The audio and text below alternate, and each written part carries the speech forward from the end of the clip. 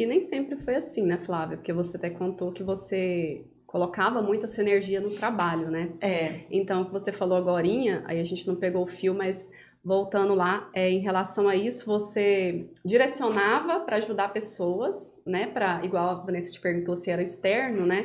Era sempre ajudando locais que elas iam encontrar isso e aquilo, né? Mas não tinha, você ainda nem era mãe, inclusive, você não mostrava a fundo no externo como seria, né? Ser mãe de verdade e tal, não tinha ainda aquela essência. Mas você se dedicou tanto a esse trabalho e você depois teve filhos e tudo mais, casada, igual você conta, você meio que esqueceu do seu lar, né? Meio que ficou abandonado. Então, hoje isso é totalmente ao contrário, como você falou, né? Então, acabava que quando foi esse despertar seu para você enxergar que, caramba, eu tô dedicando muito a outras pessoas, ajudando outras pessoas, mas a minha casa, que é onde eu deveria estar servindo em primeiro lugar, está precisando de ajuda. Está precisando de ajuda e eu não tenho percebido. Porque às vezes é o que está acontecendo com esses jovens que estão passando por isso hoje, né? Com certeza. Então, como que você explicaria? A gente percebe assim que a estrutura familiar ela está muito fragilizada, né? Por quê? Daí a gente tem que analisar uma série de coisas. As mulheres estão muito empoderadas, as mulheres estão buscando muito uma posição social, estão buscando muito, até eu digo assim, que uma queda de braço de quem tem mais poder entre marido e mulher. Então existe uma guerra dentro de casa, né? Existe uma guerra de uma mulher, às vezes tentando se proteger das feridas emocionais da mãe, né? De dentro do lar de origem. E um marido não posicionado também, quer dizer, cada um vivendo a sua vida de forma individual, mas se dizendo família, né? O que eu percebo hoje é que essa falta de lugar mesmo da mulher como construtora do seu lar, né, tá deixando muito a desejar justamente por essa questão de que ela quer abraçar o mundo. Sim. E eu acho que eu era muito reflexo disso. Eu queria abraçar o mundo. Eu seguia tudo que diziam que uma mulher de sucesso deve ter. A mulher de sucesso das revistas, né? Mas a mulher de sucesso no céu, ela é bem diferente dessa mulher que ela é planejada aqui, né? Na Terra. Então eu comecei a ver que as coisas que eu estava buscando não eram eternas. E não que eu fosse uma mãe ausente de casa, eu não era uma mulher ausente de casa. Mas é aquilo que eu estou dizendo. Eu não era intencional como eu sou hoje. Eu não entendia, o que eu entendia na minha cabeça era assim, que se eu desse muito amor para as minhas filhas, estaria tudo resolvido.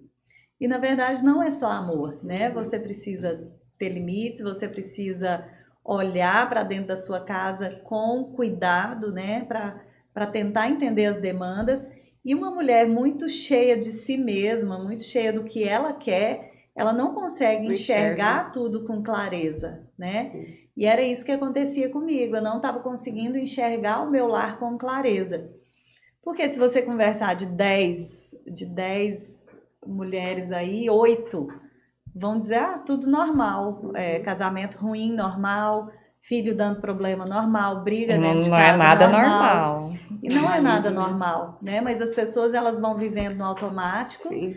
Elas vão sendo comandadas, né, regidas, né, por esse sistema mesmo. Por esse sistema, né, que diz que você tem que ser isso, que você tem que ser aquilo, que você tem que estar malhada, que você tem que estar linda, que você tem que fazer uma pós-graduação, que você não pode parar de se melhorar profissionalmente. Então, quer dizer, são tantos requisitos para ser uma grande mulher que a conta não fecha, né? Alguma coisa vai ficar esquecida. E normalmente fica esquecido aquilo que não pode se esquecer, que são os filhos, que é o casamento, né? É onde as pessoas terceirizam muito, né? Os cuidados também, né? Hoje em dia, para você estudar, para você trabalhar, você precisa arrumar, ou coloca a criança numa creche, numa escola logo cedo, bem antes do tempo, né? Que deveria ser. Ou arruma uma babá que realmente vai cuidar ali, né, o tempo inteiro, e aí você terceiriza totalmente. Então, a educação que deveria ser do pai e da mãe, muitas vezes está terceirizado também, né? Flávia, e aconteceu, assim, nesse período que você esteve fora, alguma coisa que você falou assim, gente, isso está destruindo a vida das minhas filhas, o meu casamento, em específico, assim, que você viu que chegou a uma doença física ou mental? A gente começa, né, a perceber alguns sinais, mas é aquilo que eu falei, quando os nossos olhos espirituais estão fechados, a gente não consegue ver o todo, né?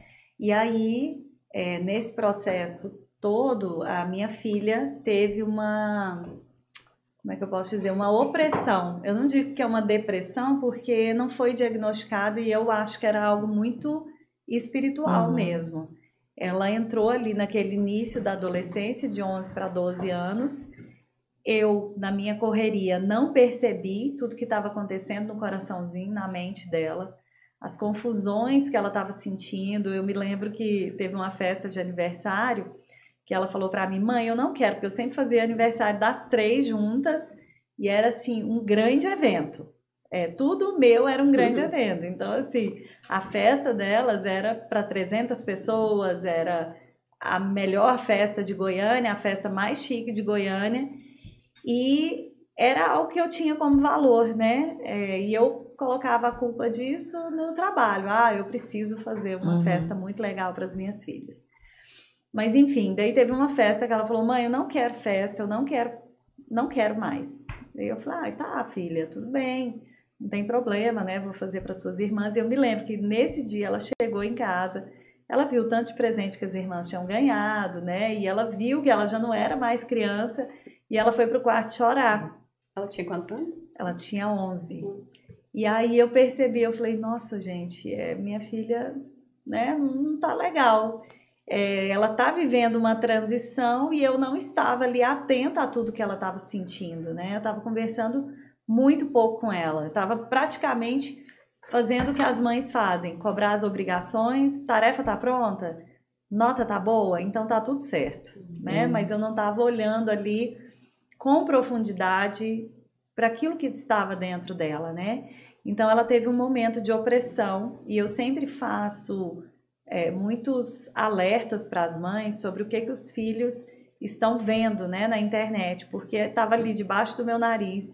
Ela estava vendo conteúdos que são chamados animes, né, que são desenhos japoneses muito pesados, tem uma carga espiritual e uma carga emocional muito forte nesses desenhos. Então ela estava muito envolvida com esses desenhos e ela foi ficando uma menina triste, ela foi mudando o comportamento dela. Ela era uma menina muito alegre, muito bem resolvida, e de repente eu comecei a ver minha filha a vestir só preto, a brigar muito com as irmãs, a ficar agressiva comigo. Agressiva que eu digo assim, me respondendo, né? Respondendo, já não era mais aquela menina que eu chegava em casa e vinha correndo me abraçar. Então eu fui notando assim algumas mudanças de comportamento. E quais sentimentos foram despertando em você, vendo essa mudança dela? Eu me lembro que assim, eu fiquei muito desesperada, né? E primeira coisa que eu pensei: vou mandar para o psicólogo, vou numa psicóloga, né? Mas a obra que Deus tinha para fazer a partir disso daí era muito maior do que simplesmente resolver um problema com a psicóloga. Ela foi o start, então, assim, para as grandes mudanças na sua vida. Eu falo que eu nasci 2 vezes, né? Quando ela nasceu e depois, quando isso aconteceu, que eu nasci realmente, eu renasci, né? Eu fui entender o que eu precisava colocar em ordem na minha casa. Eu fui entender que às vezes você perde um filho debaixo do seu nariz e depois diz que não entende o que aconteceu. Por quê? Porque tem muitas mulheres perdidas em si mesmo. E tem algo que, assim, tem uma frase, sabe, que eu me lembro muito dela, que diz assim, que quando uma mãe está bem, os filhos estão bem. Mas essa é uma frase mentirosa, porque eu conheço inúmeras mães que aparentemente estão ótimas, estão muito bem arrumadas, estão com a bolsa da moda e os filhos estão destruídos emocionalmente, os filhos são mendigos emocionais. Então, assim, eu que convivi no meio de muitas empresárias, de muitas profissionais liberais muito bem-sucedidas, né? Quando eu comentava isso, normal, normal. Por quê? Porque o lar delas estava também muito desestruturado, estava adoecido. Então, mas aqueles que buscam a Deus, né, eles não ficam sem resposta. E aí, nesse momento de profunda dor, que eu passei 3 dias assim de cama, como se eu tivesse perdido a minha filha. Quando eu vi os conteúdos que ela estava vendo e a forma como ela estava, né?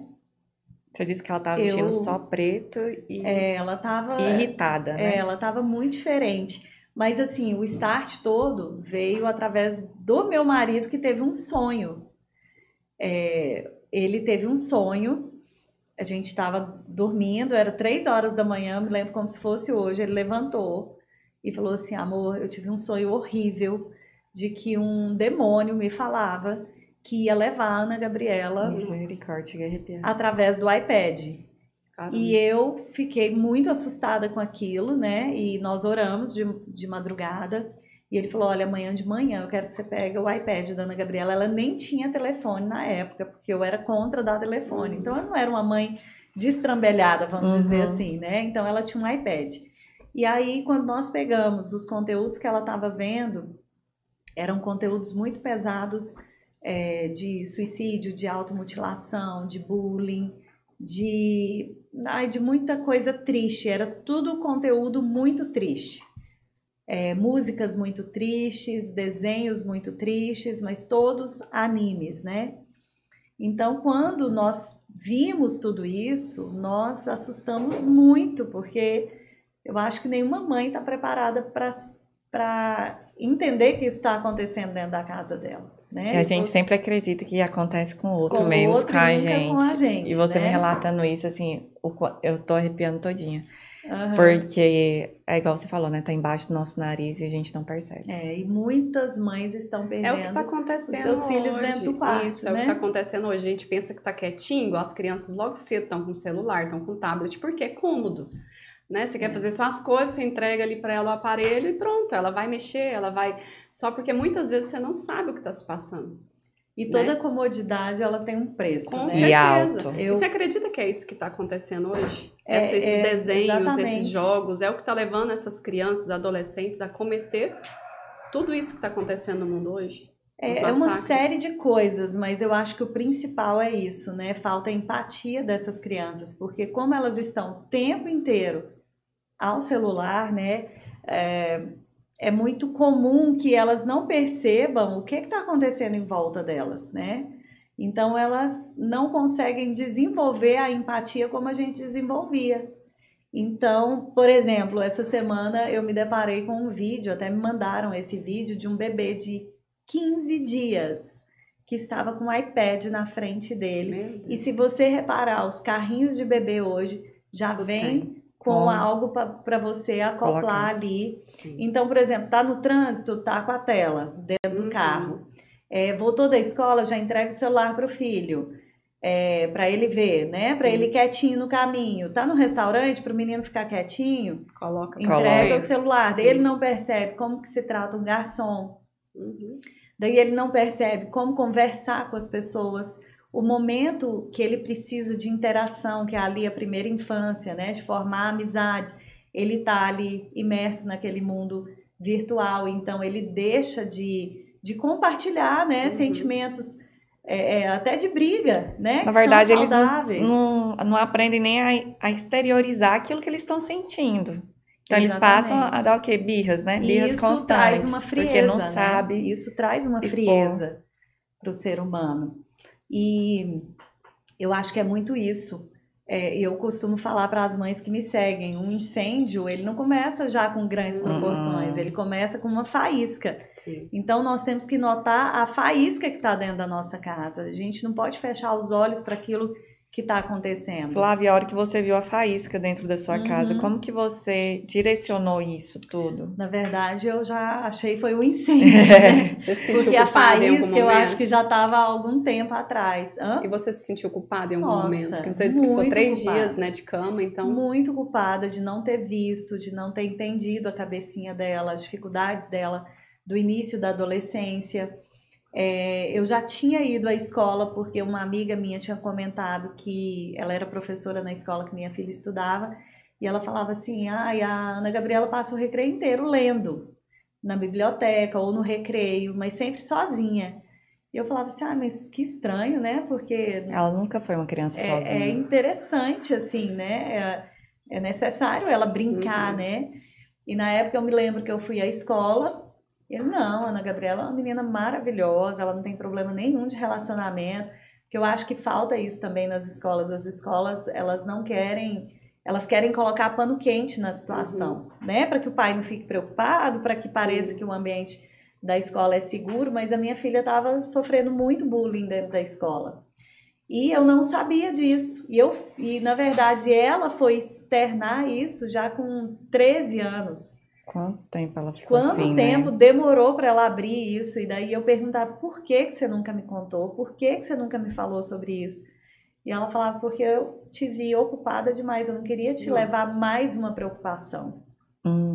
E às vezes a gente acha que os nossos filhos vão contar tudo pra gente. Isso também não é verdade. Nós precisamos se não tem uma relação de confiança, é impossível a criança chegar e contar. Porque ela não vê o pai.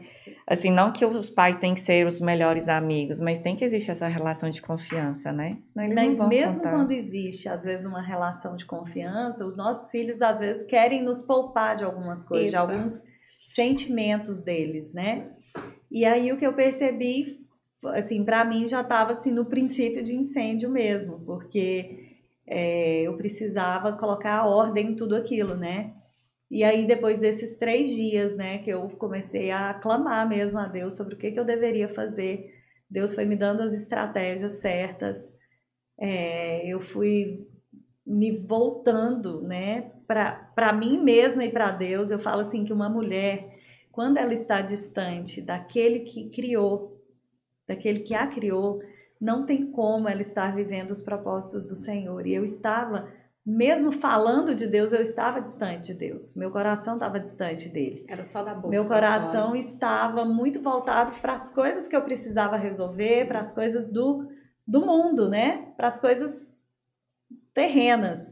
E ele começou a mudar mais o meu olhar para as coisas eternas, porque tudo aquilo ali que eu tinha conquistado não valia nada, porque uma psicóloga eu poderia pagar, mas eu não poderia pagar pela cura da minha filha, né? Eu não poderia pagar para que ela estivesse bem instantaneamente. Não, isso era um processo que Deus viria me colocar, né?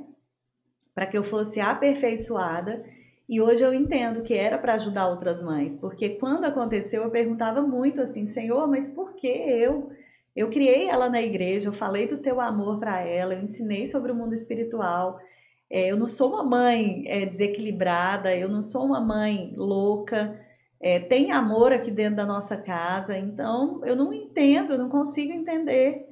E daí, com o passar do tempo, eu fui entender que aquilo ali Deus estava usando para transformar a vida de milhares de outras mães, porque aí eu comecei a fazer um trabalho profundo mesmo, espiritual, alertando outras mães para aquilo que está acontecendo debaixo dos olhos delas e que elas não conseguem ver. Esse livro, ele surgiu, foi nessa época?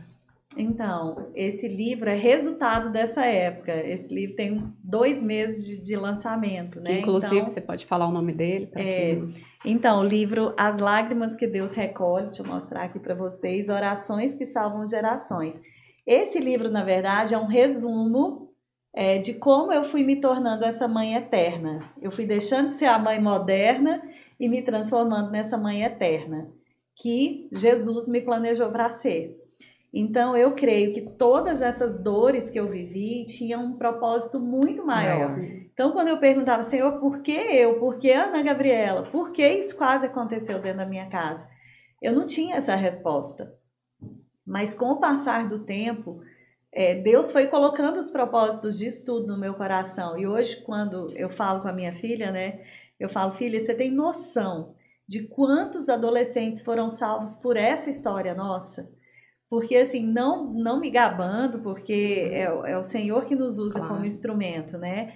Mas essa história de dor, porque Jesus, ele não desperdiça nenhuma história de dor, né? Então, ele pegou a minha história de dor, num momento, ele me transformou no meio dessa história de dor, porque muito mais do que transformar a vida de outras pessoas, ele queria transformar a minha vida.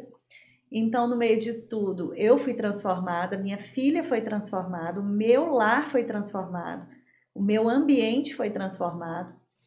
E aí, isso começou a aparecer lá fora, né?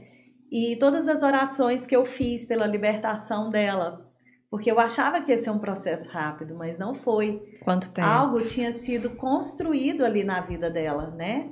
E algo precisava ser destruído para o novo chegar. Então, foi um processo. As pessoas me perguntam muito isso, quanto tempo, né? Eu falo assim que a gente não pode comparar o processo de ninguém ao nosso processo. Mas foi um processo de libertação por volta de uns 2 anos. Mas são processos, então eu não posso dizer assim, o processo terminou, porque eu creio que o processo ainda é muito maior. Eu creio que Deus vai usar muito a vida da minha filha no meio de outros adolescentes também. Hoje ela vai fazer 17 anos. Então, assim, eu creio em algo ainda muito maior através de toda essa história. Assim, eu creio que nesse tempo, né, muitos adolescentes foram salvos, muitas crianças foram salvas por causa desse testemunho, porque eu atendo assim inúmeras mães no meu Instagram que falam assim: Flávia, através desse testemunho eu consegui enxergar o que estava acontecendo com meu filho há tempo. Flávia, através desse testemunho eu tirei os animes da vida do meu filho. A minha filha já estava apresentando um comportamento totalmente estranho dentro de casa. Através do seu testemunho, nós conseguimos agir. Então, assim, mas eu creio que não para por aqui.